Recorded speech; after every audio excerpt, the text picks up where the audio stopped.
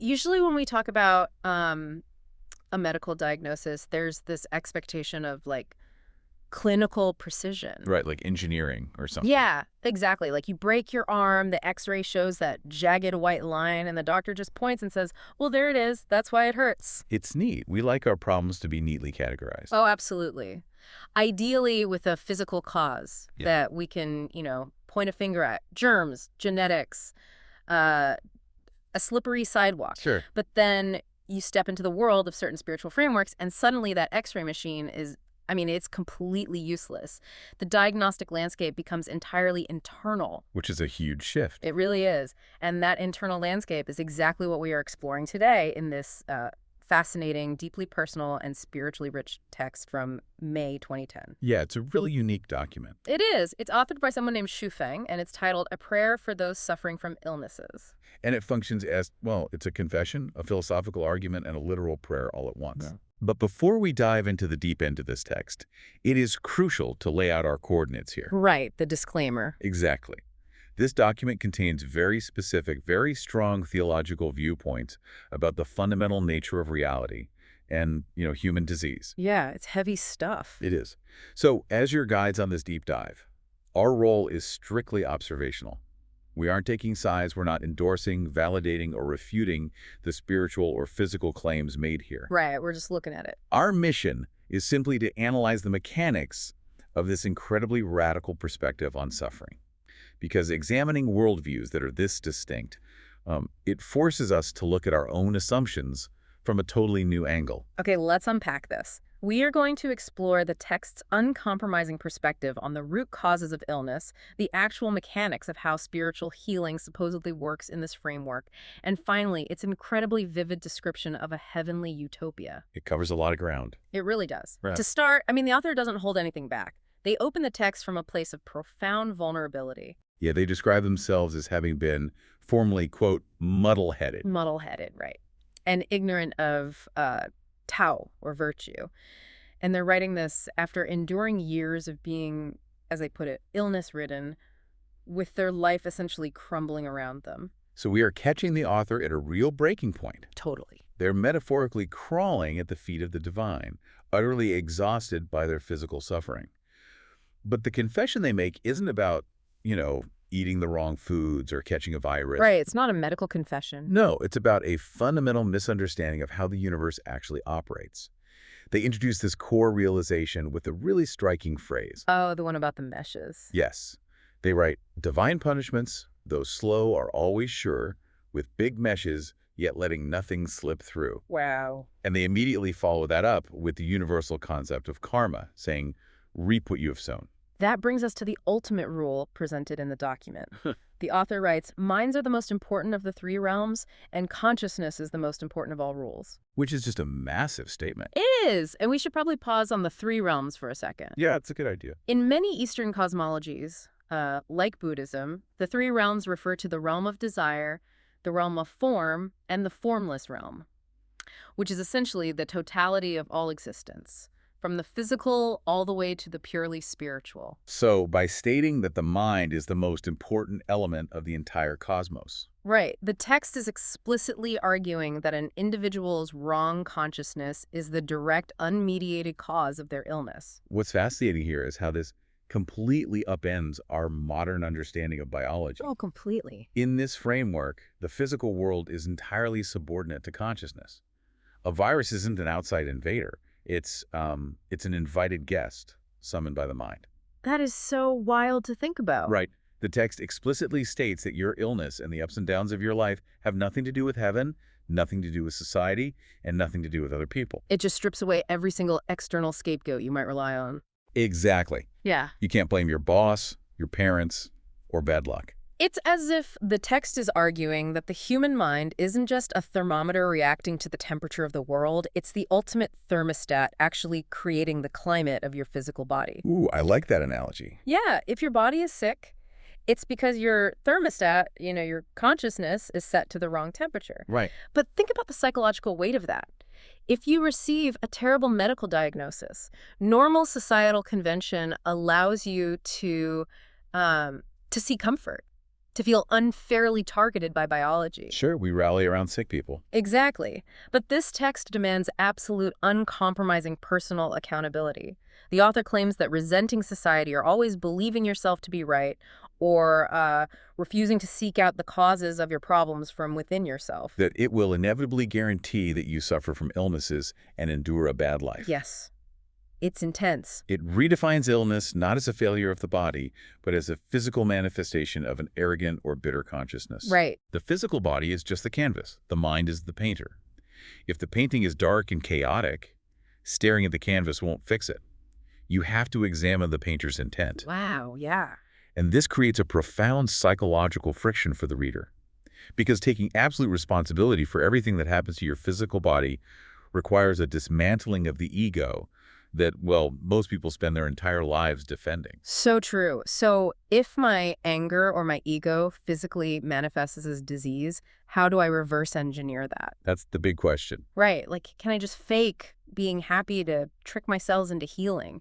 How does a person go about rewriting that internal blueprint? Well, that requires looking at the mechanics of healing in this text, which relies heavily on a concept we might call spiritual magnetism. Okay, spiritual magnetism. The author doesn't believe you can fake it. The universe, in their view, responds to authentic resonance. They use vivid natural imagery to explain this mechanism. Yeah, I remember this part. They write, fragrances attract butterflies, birds live in trees, and fish swim in water. It's an ecosystem of affinities.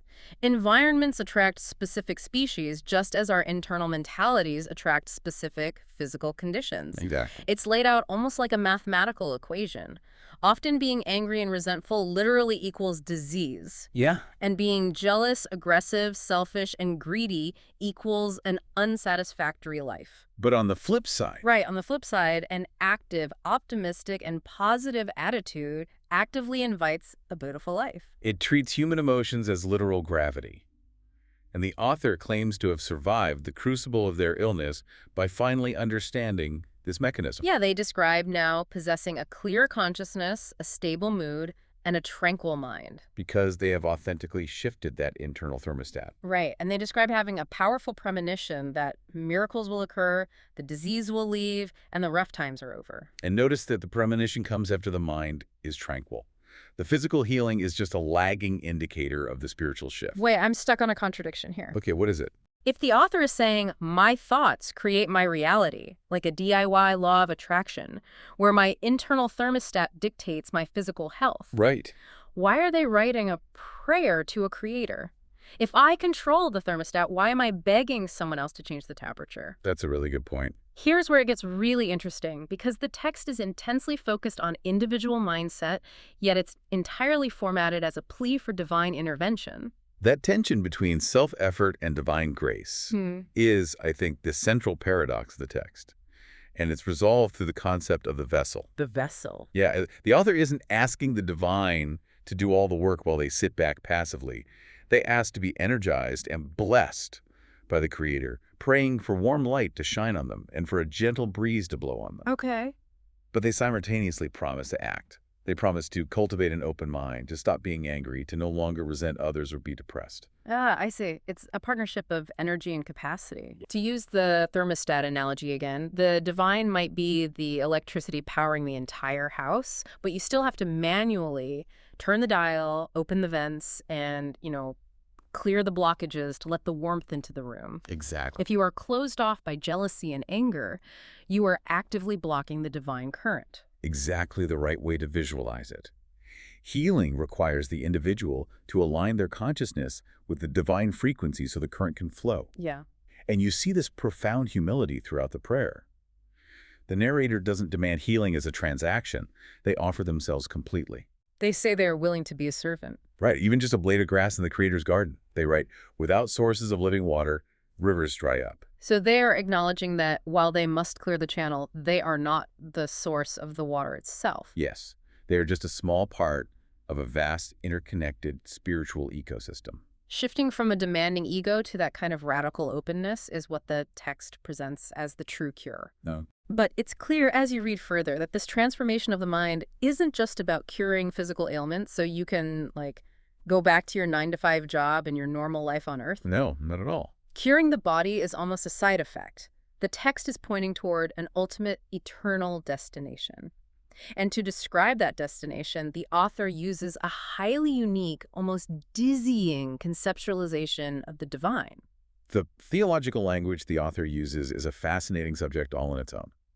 The prayer opens by addressing the almighty ancestor of Buddha, the greatest creator. Which is quite a title. It is. Later, the narrator speaks of having a heart of Bodhi and possessing a Dharma body, but then concludes the entire prayer with the definitive Christian Amen. So what does this all mean? Well, Because the term Bodhi in Buddhist philosophy generally means awakening or enlightenment, the understanding of the true nature of things. right. And a Dharma body, or Dhammakaya, is an even heavier concept. It refers to the unmanifested universal truth, the essence of the universe itself, beyond physical form. So by claiming to possess a Dharma body, the author is identifying with the literal fabric of reality Exactly. and then welding those massive Eastern concepts to Western religious framing like the greatest creator and sealing it with amen. It creates a profound syncretism. Yeah, a real blending. The author is deliberately pulling from incredibly diverse traditions to construct a universal spiritual mosaic. This isn't just picking and choosing, it's an assertion that the ultimate truth of healing and consciousness supersedes any single religious boundary. They're attempting to describe a universal law of reality that applies to all human consciousness. Precisely. And this universal law points toward a very specific vision of the future. The author claims that through the dawn of their new mindset, they have seen their bright future, and they name specific destinations. The 1,000-year world. Right, the 1,000-year world, the 10,000-year world, and the Elysium Islands continent. The rules of this utopian destination are deeply revealing. The text describes it as a place of absolute peace. There is no fighting, no killing, no seizing, no robbing. Sounds nice. Right. There are no disasters, no suffering, no sorrow. And significantly, considering the author's grueling physical state when writing this, there are no worries about illness, aging, or death. But the most striking rule of this utopia is an economic and social one. The author states, "No one possesses anything, but everyone owns everything." Yeah. That line stopped me in my tracks. Let's explore the friction in those two words. Possessing versus owning. Okay. To possess something implies holding onto it tightly, building a wall around it, keeping it from others. Yeah. It is an act of fear and ego. It's the ultimate form of the selfishness that the text earlier identified as the cause of a tragic life. Yes. If you possess something, you have to defend it, which leads to the aggression and anger that we've already established causes physical illness. Exactly. But owning everything collectively implies free access, flow, and integration. It's like a public library versus a private vault. Oh, that's a great way to put it. In the library, you have access to every book. You effectively own the knowledge, but you don't possess the physical paper. You let it flow to the next person. If we connect this to the bigger picture, the vision of this afterlife perfectly mirrors the internal mental state the author is trying to achieve through their prayer. How so? Well, the author stated that jealousy, selfishness, and the need to possess cause illness. The utopia they are aiming for is simply a realm where the concept of possession literally does not exist. It's almost like a fractal. What do you mean? Like the perfectly healed cell becomes the perfectly healed body, which becomes the perfectly healed society. Yes. The external heaven they're describing is just the physical manifestation of the tranquil mind they are praying for. Illness cannot exist in the Elysium Islands because the mental blockages that create illness, greed, anger, possession, they've been eradicated from the consciousness of everyone there. It all culminates in the final harmonious state described at the end of the text. You lead in heaven, I walk on the earth. Oh, wow. This implies a perfect alignment between the divine will and human action. The inner and the outer are finally matched. The individual is no longer fighting the current of the universe, they are flowing with it. It is a complete journey from the isolation of illness and resentment to total integration with the universal order. It really is. To summarize the massive territory we've covered in this deep dive, Suifeng's 2010 text, A Prayer for Those Suffering from Illnesses, offers a sweeping, syncretic framework for understanding human suffering. Right. In this view, physical illness isn't an accident or a biological mistake. It is a direct mathematical manifestation of negative consciousness, greed, and past karma. Healing, therefore, isn't achieved by merely treating the biological canvas. It requires radically shifting the mind. Taking absolute personal responsibility for your state, letting go of the ego's need to possess, and acting as a clear vessel to receive divine energy. And the ultimate goal of clearing that vessel isn't just a temporary bodily fix, but a journey toward a universal utopia where selfishness is replaced by eternal harmony and where you no longer need to possess anything because you are connected to everything. Bringing this back to you listening right now, whether you read a text like this as literal theology, as a complex psychological metaphor, or simply as poetic philosophy, it forces a moment of intense reflection. It really does. It asks you to consider the heavy toll that resentment, anger, and the need to always be right take on your daily life. It highlights the potential power, both mental and physical, of adopting an actively generous and optimistic mindset, of turning your internal thermostat toward warmth rather than friction. It definitely makes you hyper aware of your own internal landscape, but it also leaves me with a lingering thought, something for you to ponder on your own after we wrap up here. Yeah. We talked about the profound empowerment of this worldview, the idea that you can change your physical reality by changing your mind. But if our internal mindset is entirely responsible for our physical reality, as this text suggests, Right. how does that change the way we view the suffering of others? If someone you love is sick, this philosophy suggests it's the result of their own wrong consciousness. That's a tough pill to swallow. It is. Does a framework like this risk eliminating our empathy for the sick, reducing their very real physical pain to a spiritual failure?